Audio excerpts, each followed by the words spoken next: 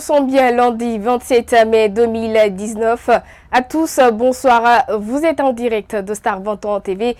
Bienvenue dans ce 21h. Menace d'inondation à Sangoya en cette période des pluies. Les citoyens de ce quartier n'arrivent plus à circuler bien depuis 3 jours, faute des caniveaux bouchés. Un fait qui relance la question de sécurité de ses habitants afin d'éviter un nouveau drame. Vous aurez toutes les explications avec notre reporter. La fête de l'Aïd el-Fitr approche et comme les années précédentes, la cherté dans les différents marchés ralentissent les préparatifs de cette fête de Ramadan. Mariamba s'est rendue dans quelques marchés, éléments à suivre dans ce journal. Enfin, les élections européennes 2019 ont eu lieu et les résultats encore provisoires sont déjà connus. Voilà pour les grandes lignes. Encore une fois, bienvenue à tous.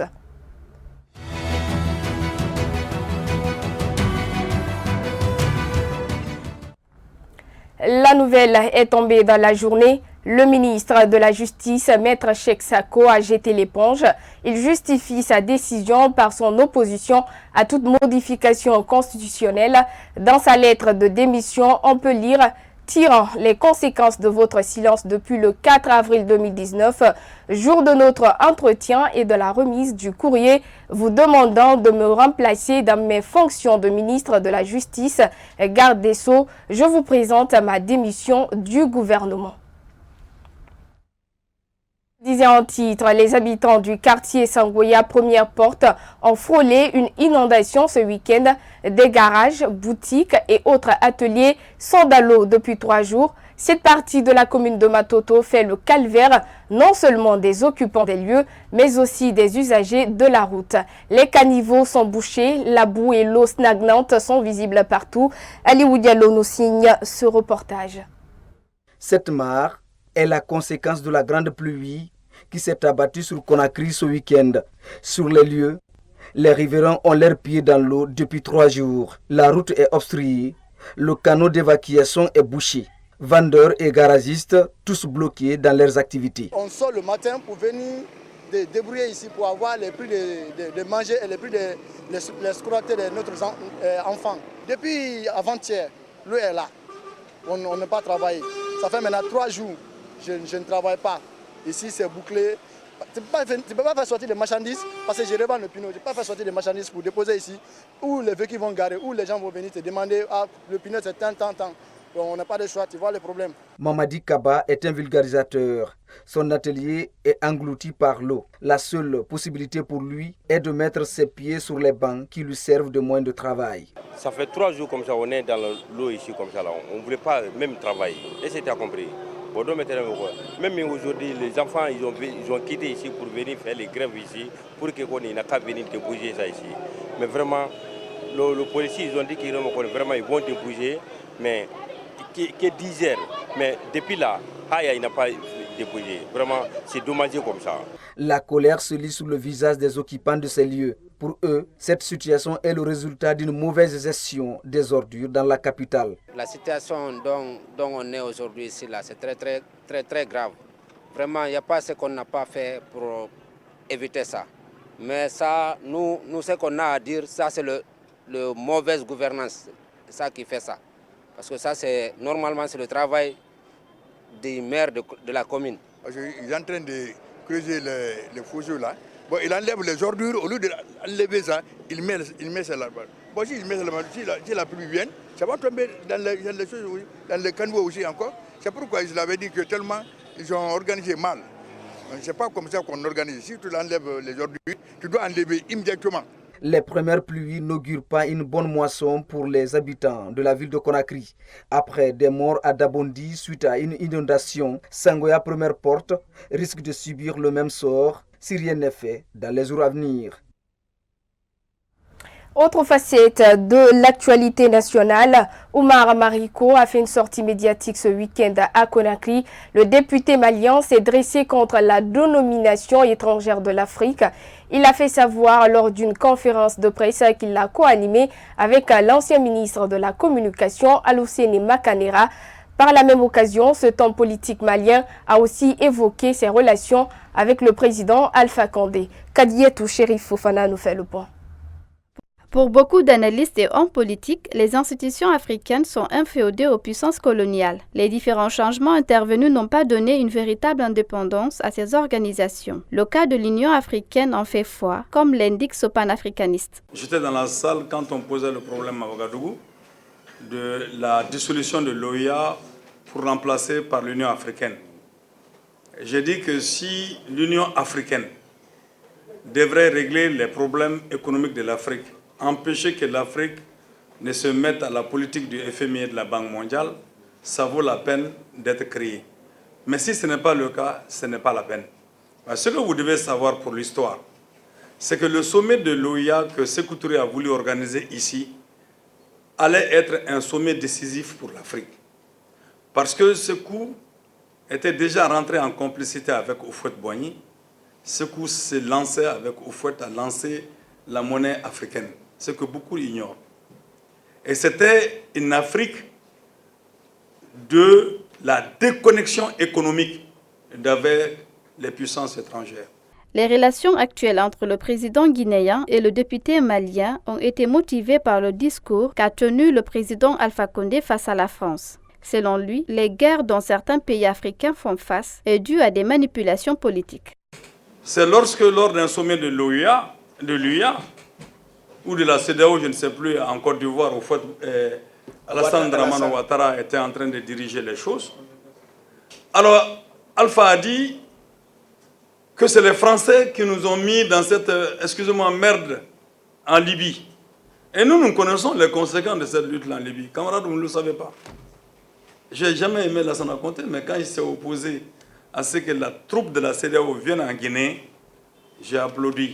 J'ai applaudi davantage que je suis dans un pays aujourd'hui où la CEDEAO, la France, l'Union et l'ONU sont en train de dépecer le Mali. Ils sont en train de dépecer notre pays. Et les Guinéens doivent faire extrêmement attention. Alors j'ai entendu Alpha dire, c'est les Français qui nous ont mis dans cette histoire-là. Et tant que l'Afrique ne coupe pas le cordon ombilical avec la France, on ne s'en sortira pas. Là, je dis bravo. Un chef d'État qui a le courage de dire ça aujourd'hui. Mais il aurait dû ajouter, comme l'a dit le président Ahmed Sékou Touré, parce que lui, il a dit qu'il faut couper le cordon ombilical avec la France. Arrêtons de jeter le bébé avec l'eau du bain. C'est ce que je peux dire à mon grand frère. Beaucoup de pays occidentaux comme la France sont toujours pointés du doigt dans l'instabilité politique en Afrique. Le cas libyen est l'un des exemples illustratifs.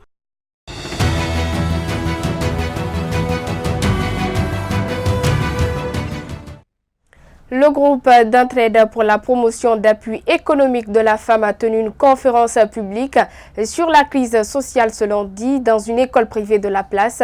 Le thème a porté sur la crise économique qui gangrène l'ensemble de nos braves populations. Ibrahima Sourifadiga, économiste pragmatiste, a abordé les questions liées à la crise. Suivez. Subi des pertes avec la hausse des prix qui remonte tous les jours. Le riz était à combien? Aujourd'hui, nous sommes à combien? Donc, la caisse de compensation doit être mise en place. Des grands économistes du monde ont dit que lorsqu'un État se trouve dans des difficultés financières, l'État se réfère à son trésor en utilisant les bons des trésors pour baisser le prix des valeurs importées, notamment aujourd'hui le riz. Comme annoncé un titre, la fête de Ramadan approche à grands pas et les préparatifs ne sont toujours pas effectifs. Dans les différents marchés de la capitale, vendeurs et acheteurs se plaignent de la cherté de la vie. Mariam Ban nous signe ce commentaire. Nous sommes à moins de 10 jours de la fête de Ramadan.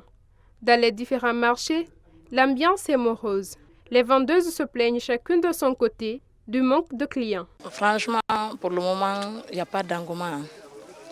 On a acheté de la marchandise partout, mais la marchandise aussi est chère. Mais franchement, les gens ne viennent pas, les parents disent qu'il n'y a pas l'argent, qu'ils n'ont rien. Même s'ils viennent, on dit le prix, on nous laisse avec nos marchandises, après ils discutent. On discute fatigué. Mais franchement, jusqu'à présent, ça reste une semaine de la fête, mais jusqu'à présent. Cette année, c'est plus morose que l'année dernière. L'année dernière, au moins, quand même, tu peux venir, tu ne peux pas rentrer sans avoir quelque chose. Mais cette année encore, on est là quand même, on se remet au bon Dieu. Néné Souma est mère de 5 enfants. Depuis ce matin, elle défile de boutique en boutique dans l'espoir de trouver satisfaction. Je suis venue pour voir si je peux avoir des habits pour mes enfants. Nos maris n'ont pas encore été payés, ce qui fait que nous n'avons toujours pas acheté des habits pour les enfants. En plus, c'est trop cher par rapport à l'année dernière. On est obligé de passer par tous les chemins pour acheter les habits de fête de nos enfants. Généralement, l'approche des fêtes est synonyme d'engouement dans les différents marchés de la capitale Conakry. Cette année, il reste à savoir si les jours à venir présenteront cette image habituelle.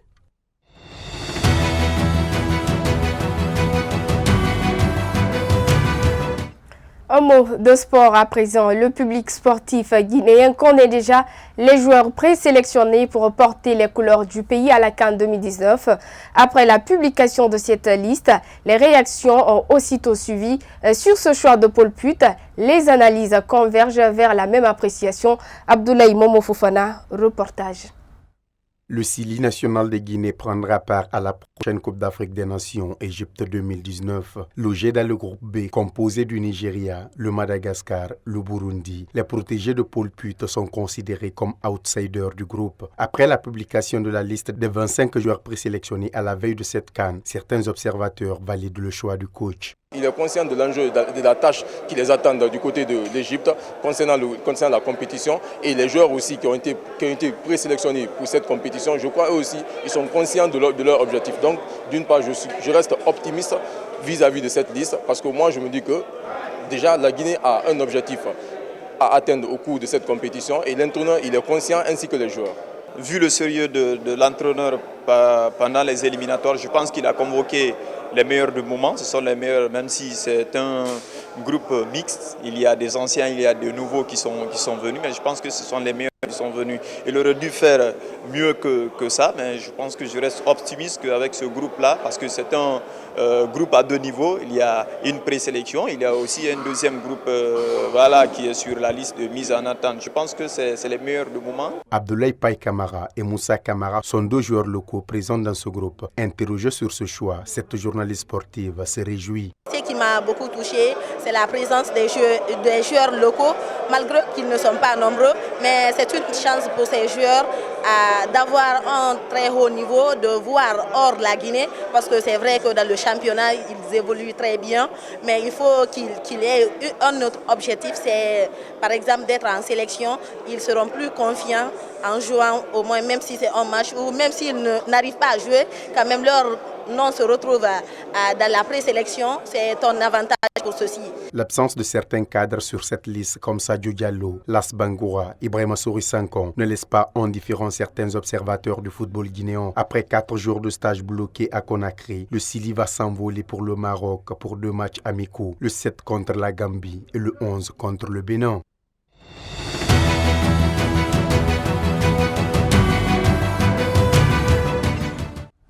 En Algérie, ils sont donc 2 à avoir déposé leur dossier en vue de la présidentielle du 4 juillet prochain. Selon le communiqué diffusé par le Conseil constitutionnel, Abdelkarim Hamadi et Hamid Touari, ces 2 candidats inconnus du grand public, se sont déclarés à la dernière minute. La situation est inédite et suscite beaucoup d'interrogations.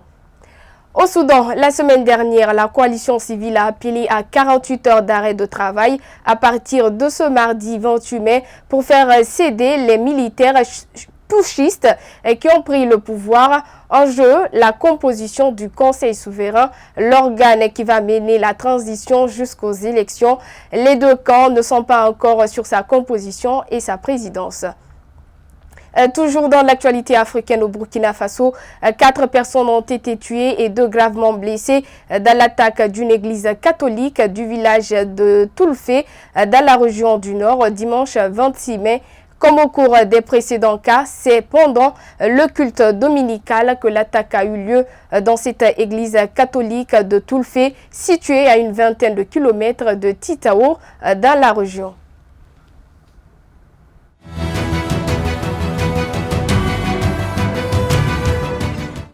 Dernier élément de ce 21h, d'après les résultats encore provisoires des élections européennes, les 4 blocs pro-européens, conservateurs, socialistes, libéraux et écologistes totaliseront 506 des 750 sièges du Parlement, une majorité confortable. Encore faut-il qu'ils parviennent à s'entendre, à commencer par la question des présidences de l'enceinte de Strasbourg et bien sûr de la Commission.